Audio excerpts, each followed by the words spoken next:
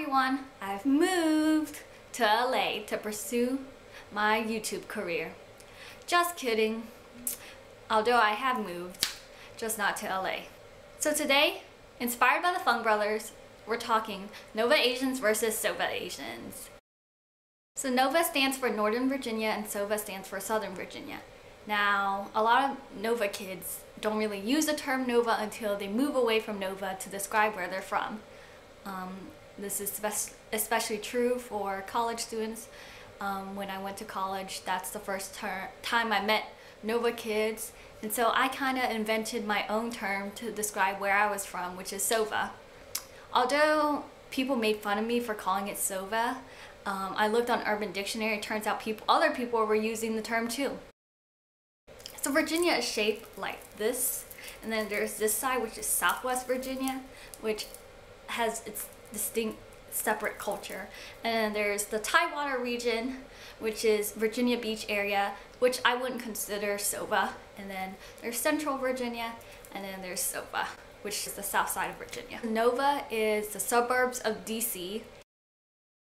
Believe it or not, there are Asians in SOVA. Not as much as there are in NOVA, but there are some in SOVA. So NOVA, Asian parents have jobs as doctors, other health professions, engineers, government jobs, etc.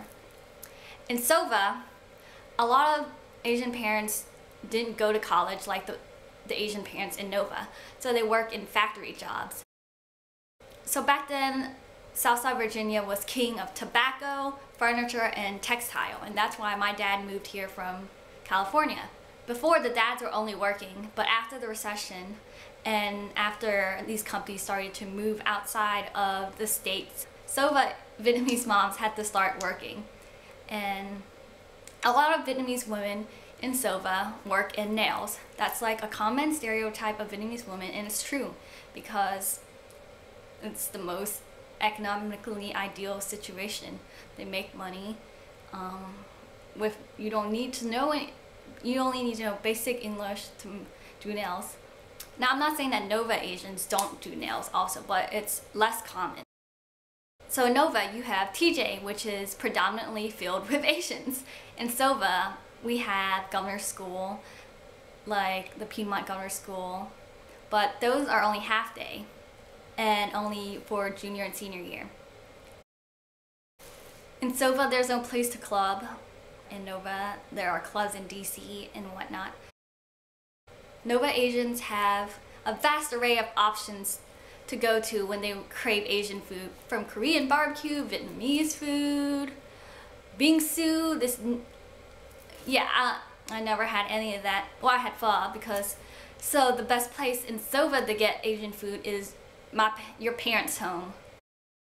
NOVA Asians also have access to a vast array of shopping centers and malls, Tyson's Corner. In SOVA, unless you're like into white culture, SOVA Asians go to the mall like an hour away in Greensboro and buy Hollister, Abercrombie, etc. Other SOVA Asians who are not as rich just buy whatever they can find at the local mall, which after a recession had like nothing, no stores, like 1 or 2 department stores. So their style is very unique. You find your own personal style. It's not like whitewash or like preppy. You know what I'm talking about? Like not basically. NOVA Asians have access to Chinese schools, Vietnamese schools, etc. Vietnamese Novans, is that even a word? Vietnamese people in NOVA have these things called Scouts, which is like Girl Scouts and Boy Scouts, but like for Vietnamese people, I don't know what it is. But so they know how to read and write and speak Vietnamese well. Whereas in SOVA, the only place you can learn Vietnamese is your parents' home. In NOVA, you have the Eden Center. In SOVA, you have Greensboro.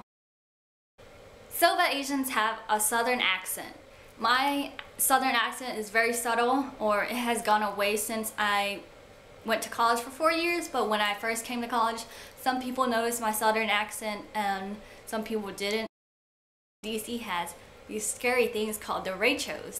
SOVA has tornadoes, and there hasn't really been one there in a long time. Knock on wood. Well, this isn't wood. I don't have wood.